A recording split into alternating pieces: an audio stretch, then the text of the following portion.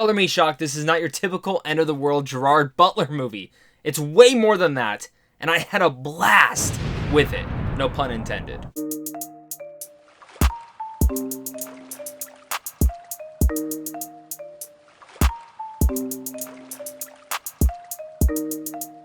What's going on, buddy? Welcome back to a brand new movie review. Today we're going to be going over and discussing Greenland, which stars the likes of Gerard Butler, Marina Baccarin, and is also directed by Rick Roman Wan. I was looking forward to this one. You know, it was supposed to debut earlier this year in theaters. Now it's going to PVOD release this Friday. And I'm very sad that I didn't get to see this in theaters. I thought the trailers were pretty interesting, and I love Gerard Butler as an actor. When he pops up in something, I'm always interested to at least go and see it. And maybe I'm a little bit over all these end-of-the-world scenario type movies, but this looked fun, and the trailer was very engaging. But color me shocked, this was actually a very unique and different type of end-of-the-world film that I was not expecting. Of course, before we get any more into that, guys, if you guys are new here, consider hitting that like and subscribe button so we can keep talking movies over here. I love talking movies, and I'm sure if you're watching this, you do as well. So hit that like and subscribe button for all sorts of early movie reviews and geeky content over here on a daily basis, as well as comment down below and let me know your guys' thoughts. Are you guys excited for this film? Are you guys going to be checking it out? Let's discuss it all down there. Greenland is about John Garrity and his estranged wife and their young son, who embark on a perilous journey to find sanctuary as a planet-killing comet hurtles towards Earth. Amid terrifying accounts of cities getting leveled,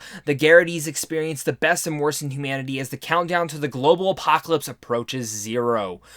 Again, there's something in that synopsis that actually really intrigued me, and I wasn't expecting to see that layer actually really touch into here. From the trailers, I'm like, I'm going to get some good solid entertainment in here, but I got actually a lot more dramatic work in here than I expected.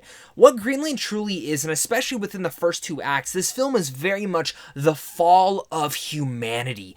And I really dug that, because a lot of these end-of-the-world situation type films that we see, we don't get a glimpse of that. Maybe glimmers of it, but not a first two act type thing where it's very much dealing with that. And you know, when the whole world knows that the world's going to end in 48 hours, how fast does the fall of humanity does? How fast do people turn into their selfish antiques, maybe not even being human on the inside anymore? What Greenland actually tackles in a very unique manner, in a way that I was very intrigued with, and it goes through different layers and showing it through all the different encounters that they very much go on through their journey. When it comes down to this film, that was absolutely my favorite aspect of the entire thing, because that dramatic aspect is actually very unique to really follow throughout. And again, the way that it takes its time building the relationship, showing the characters, and actually making you really care about everyone involved with this film, I was very shocked and surprised to see that this wasn't just this over-the-top,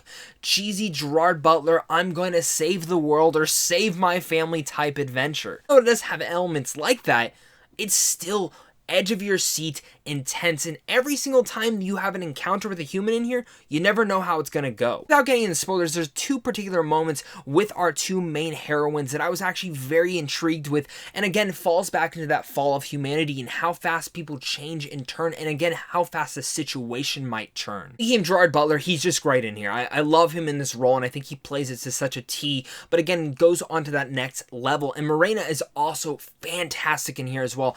Both their chemistry really much works, and again, since they are estranged at the beginning of this film, you know, well, maybe in the end of the world might bring together a relationship once again. It's nice to see how our main characters were actually smart and not dumb, and how this film didn't play it off in a very cheesy manner or have cheesy dialogue nonetheless. It actually kept the intensity ramping up throughout the entire movie, that by the third act, that's when the actual apocalyptic event is going on, and that's when it gets insane. Director took it in a way that actually made it earn its way to getting to that third act. Even though along the journey, yes, you have some awkward camera movements that maybe I would have made in a little bit of a different manner to show a little bit more of the wide variety of certain things going on. But this is a beautiful film to look at. It's a ton of fun. And when you're looking at end-of-the-world films, this is one of the best ones to come out in the last couple of years. Greenland is an entertaining, edge-of-your-seat ride that I wish I could have seen in theaters. But the fact that a lot of us will be able to enjoy this on a POVOD in your own home will make you at least still sit on the edge of your seat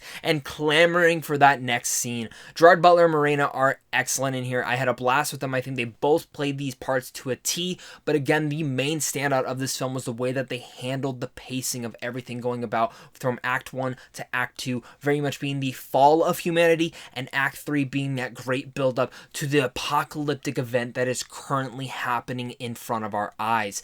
Now, yes, this film is a little bit slower than many end-of-the-world situations, but I like that it took its time. There are certain situations that they needed to take its time within there.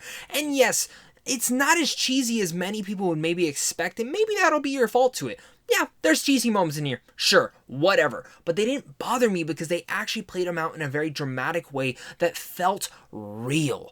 And again, it made me think about, what if this was happening to me? Should I start building a bunker to go under my house? Probably. Greenland is a ton of fun, and I think many of you guys are going to have a blast with it. So with all that said, I'm going to give Greenland a B+. Thank you so much, guys, for clicking on this video. You guys are seriously all the best. I had a blast talking about Greenland. I want to hear your guys' thoughts down below in the comment section, so make sure to leave a comment, hit that like and subscribe button, head on over to Sandwich on Films on how to see films early, and of course, this is a big thing into you and a big thing into my Patreon supporters, because without you, I wouldn't be able to do this. Thank you guys again, and of course, until next time, stay classy.